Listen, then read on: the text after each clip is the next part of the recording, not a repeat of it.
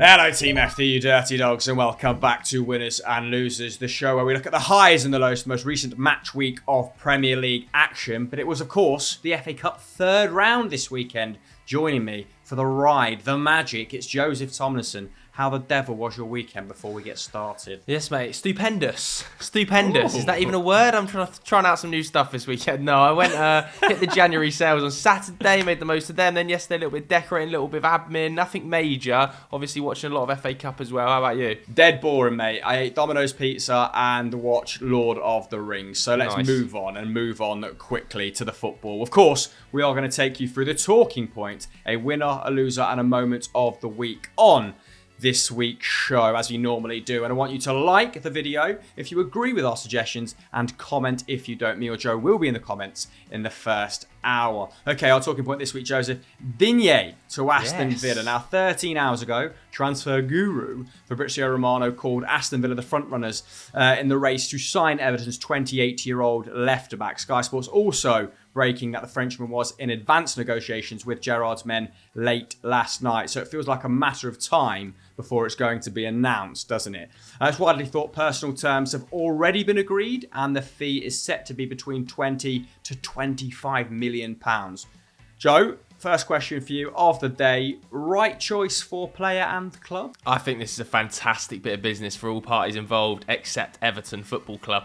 It's a real shame for Everton that they're losing one of their star players, in my opinion. And I know that there's been huge fallout with Rafa Benitez, but I think this is a little bit of a black mark against his name, not being able to turn this situation around, because Digne is so crucial to how they want to play football. His deliveries from that left-hand side are excellent. I mean, his chance creation numbers alone should be enough to get him into the Everton team. So the falling out behind the scenes is going to hurt them. But this is Everton falling to one side, Aston Villa winning in a huge regard, in my opinion. I know Matty Targett is a bit of a fan favourite. I know he won the fans, or was it Players Player of the Year last year, but I still think Luca Dean is a big upgrade with his chance creation numbers. I still think he is going to be key to their set piece delivery, and to be honest with you, I think Steven Gerrard is having a sensational start to January. I really do. Coutinho coming through the door, yes, he might not be the player he once was, but that is a huge boost to Aston Villa Football Club, huge boost to their fans, and to see him followed by Luca Dean, who everybody sees as one of the outstanding left-backs in the league, I think, it is no mean feat. And also to have beaten clubs like West Ham to his signature, to beat Newcastle, who I know Luca Dean wasn't really interested in signing, and is probably a level below where Aston Villa are right now, is not to be laughed at. I mean, he was being linked to Chelsea, and we were saying that he would be a good option for Chelsea whilst Ben Chilwell's out injured. So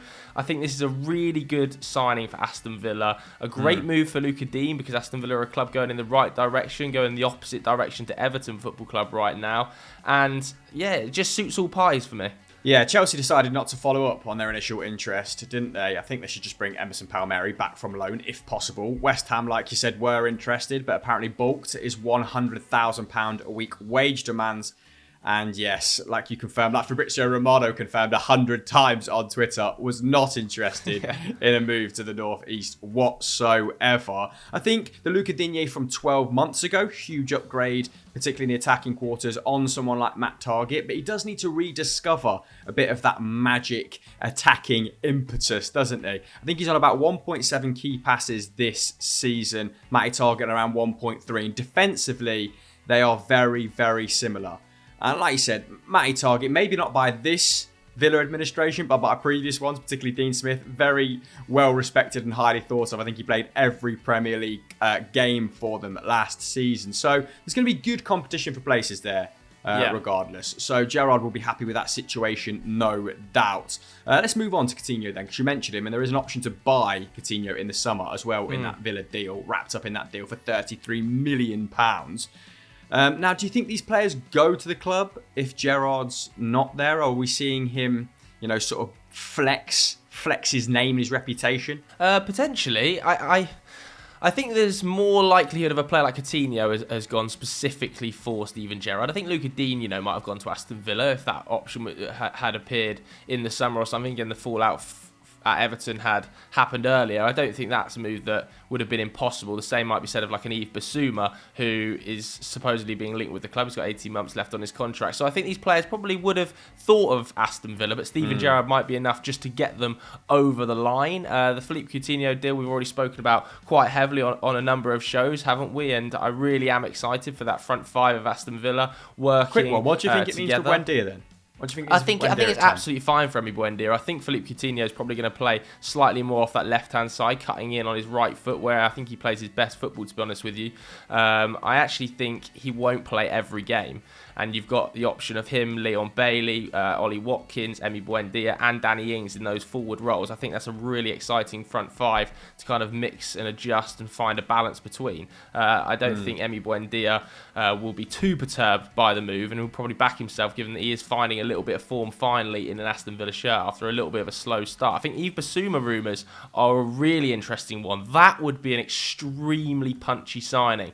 I think that would be a huge statement of intent from the Aston Villa owners if they went out there and dropped £50 million on Yves Bissouma, who's being linked to, Manchester United, Arsenal, certain other clubs across Europe that are playing Champions League football. If they were able to go and get Yves Bissouma, who we know is one of the best sort of break-up men in the league, a really good progressive passer as well. I think he's well over 5 tackles and interceptions per game this season. I just think that would not send shockwaves through the league, but I think a lot of people would stand up and take notice of Steven Gerrard. And I was really happy when I saw him kind of a couple of weeks ago saying, look, I've gone to the board, we've got very clear targets. If these targets come off, then Aston Villa fans are going to be absolutely delighted. I like to see managers confident of doing business in January, and that's clearly what Steven Gerrard is going to do. Yeah, if they want to become a Europa League club, the Yves Bissouma transfer makes perfect sense, right? That improves their starting 11 immediately. Of course, Marvelous Nakamba has a long-term injury in that CDM position.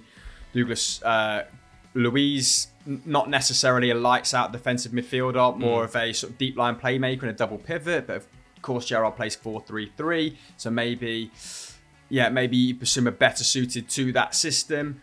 I mean, the transfer rumours around Villa are wild at the moment. The Mail Online absolutely lost their heads yesterday, linking, or at least crediting Gerrard with an interest in Bayer Leverkusen's Florian Wirtz. I'm sure the superpowers of world football will not allow that to happen. But saying that, we did think very, very highly of Leon Bailey 18 months, 2 years ago, and he has ended up at Aston Villa. All roads lead to Aston Villa at the moment. Another position they might want to contemplate strengthening is centre-half, right, Joe? Because they've let Tuanzebe go to Napoli. They cut his loan spell short, sent him back to Manchester United. Manchester United have sent him packing to Serie A. They must be confident that they're going to get at least one defender in, given their only options at centre-half now are Konsa, Mings and Courtney House. Yeah, well, I think they actually wanted to keep Axel Tuanzebe, but Manchester United, he wasn't obviously getting an awful lot of game time. Manchester United saw that Napoli deal as a potentially better destination for him to go on loan, so ended up recalling him and sending him out there instead. I'm sure that Steven Gerrard will be keen to add a fourth centre-back, given that Tyrone Mings, I'm not sure how impressed Steven Gerrard has been with him. We've seen him dropped a couple of times this season. We even saw him dropped, of course, as captain under Dean Smith, didn't we? So I think Tyrone Mings is quite badly out of form at the moment, not playing his best football. They do need to find potentially a long-term partner for Ezri Konsa. Whether or not that's somebody like Sven Botman, who they've also been linked with, another left-footed centre-back, sort of a potential upgrade on Tyrone Mings, remains to be seen. But it all depends how much Villa want to drop in this market. I can't see them going out signing Sven Botman and Yves Bissouma, as well as Philippe Coutinho and Luca Dean, and that's nearly £100 million of outlay. I'll be very, very surprised to see that happen.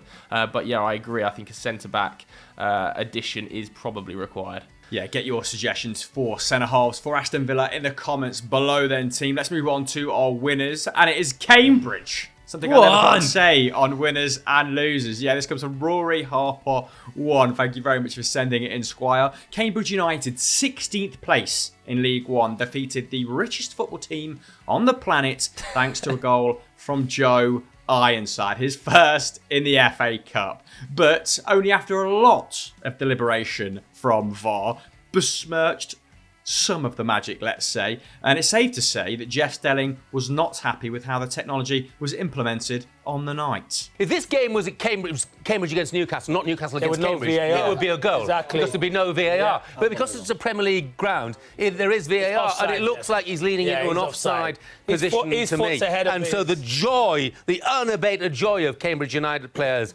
is going to be, I'm afraid, wiped from their faces very shortly indeed, because he's clearly offside here. We'll just wait for confirmation of it. Seriously, clear and obvious mistakes. Well, it's not clear and obvious, is it? Because they've looked at it 43 times and they are still looking 53 now, at the 53 times. Now, Peter Banks is the VAR. Wow. If you can't tell, give the goal. Either way, absolute scenes for the 5,000 fans that made the 440-mile round trip. I doff my caps to you guys. Now, Joe, the Newcastle team that started pretty bloody strong, embarrassingly. Yes. And they did dominate the game, but it wasn't to be. Now, do you think that Eddie Howe is going to be devastated, or is devastated as quoted, or will he be quietly sort of okay with the fact his team are out of a cup competition and now they can focus a little bit more on the Premier League? No, he's going to be devastated. That was an absolutely shocking day yesterday for Newcastle. That second half performance was just about as bad as it's possible to be.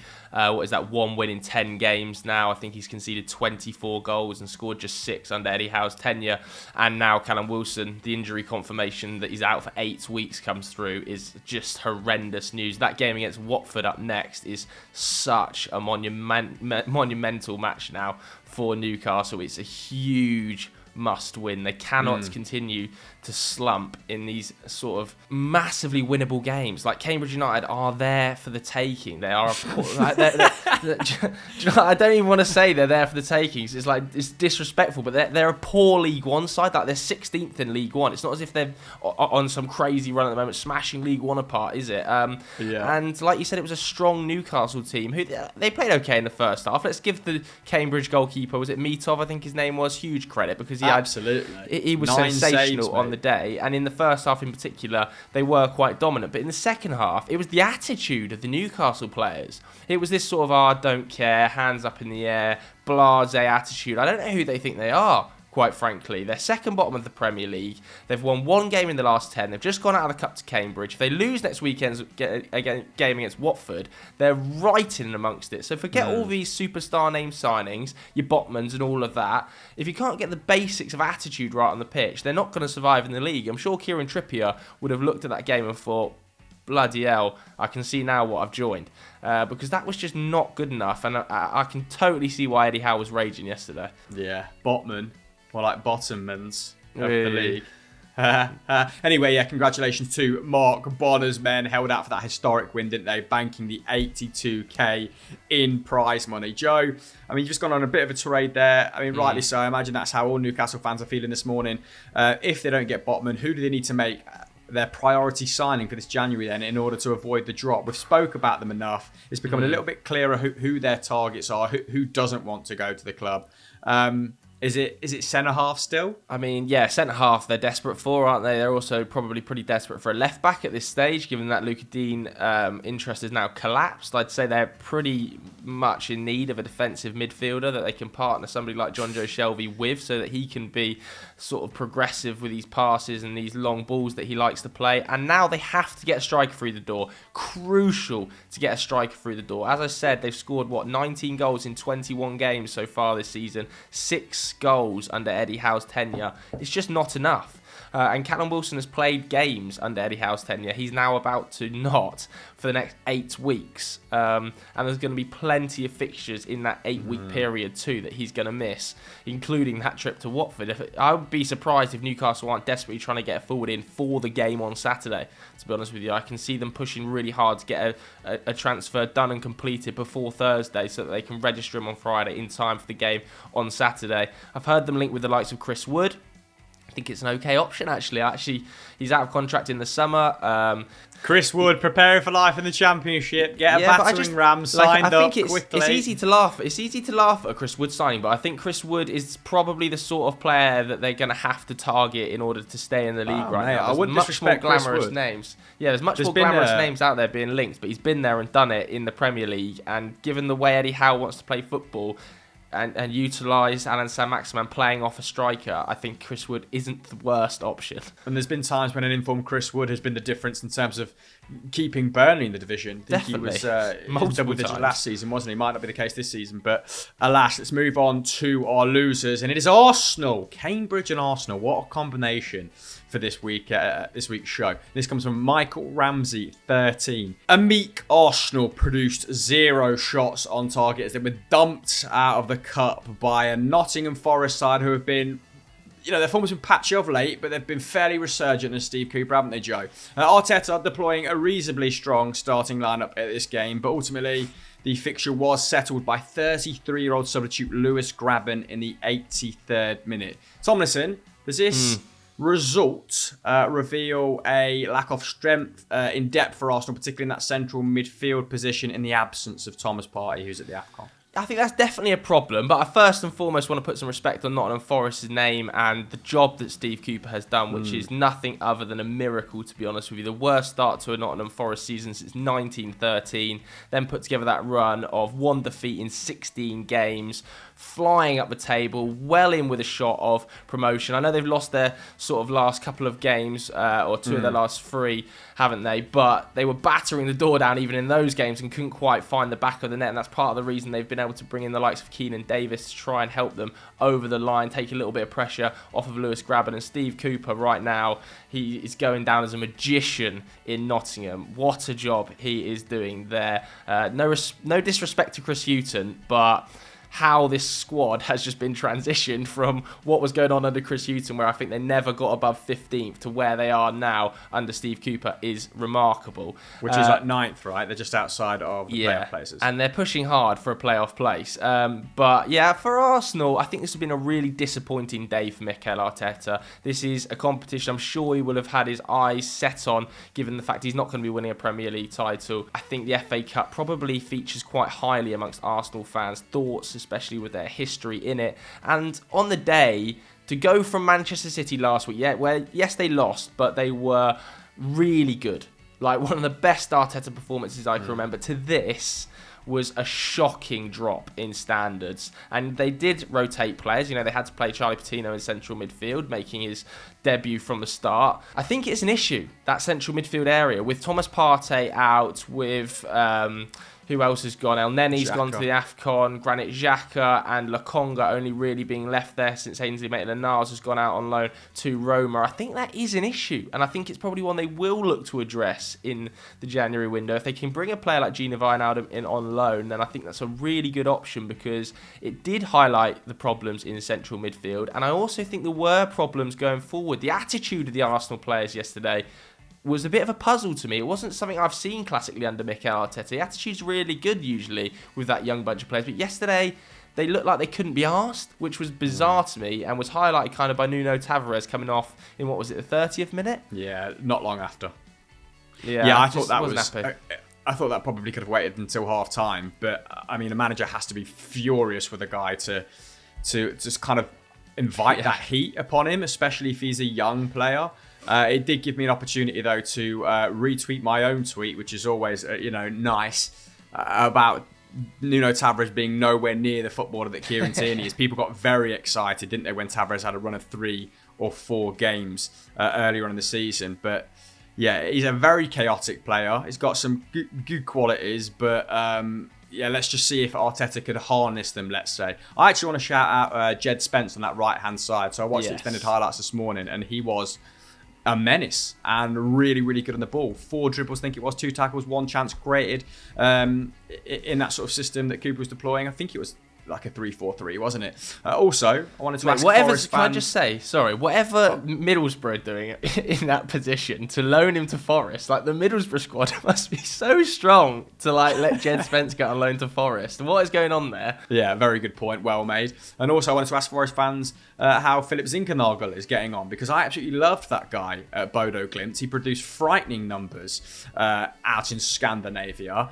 and I was really surprised to see Watford loan him to Forest, which then I believe may have became permanent. I'm not overly confident on that one, but good to see him, playing well and and getting a little bit of praise. Right, let's move on to our moment of the week then, Jez. I've got 3 options down here for you. The first one being from Yoke Stick 1, which was Barnsley versus Barrow. What a game, which I believe Barnsley won 5-4. Yeah, that is a proper FA Cup tie, isn't it? The second option comes from Caps Lock with 3 Cs. His moment of the week was McCurdy and the fans. This is the Swindon fans celebrating a goal against City at the end of the match spectacularly. I think they were 3 or 4 down at the time, weren't they? But he's put, you could see how much it meant to them, even after conceding 4 at the end. And Seski time rounds off proceedings with seeing Porto manager Sergio Conceição celebrate with his son after he subbed him on and scored the winner. I think it was the 3rd goal and 3-2 victory in the 90th minute. Yeah, absolute scenes. It's a shame. Was it the El Dragao or were they away from home? I'm not quite sure. It's a shame it wasn't a full stadium either way. Which one would you opt for out of those bad boys? I have to say, I thought Conceição, when he was celebrating with his son, was a special moment, wasn't it? I also want to give a shout out to Kid Against the Harriers. Have you seen the scenes in the dressing room where he goes, "We've never been in the 4th round, we are now"? That's a great little clip. In fact, if you haven't seen it already, here it is. 4th round, we ain't done that in 35 years. But we're doing it now, baby. What a way to end the show. Classic Tomlinson, that is. Give him 3 options and he just brings his own to the table. Sorry. Near enough every week, that is, mate. What have you got to plug from across Football Daily before we wrap things up? Why not come over and watch We Need to Talk? If you haven't already, I was talking a little bit more detail about the Coutinho move to Aston Villa, as well as one loan move each club should make this January. Be that in or out of your club. Go and watch that.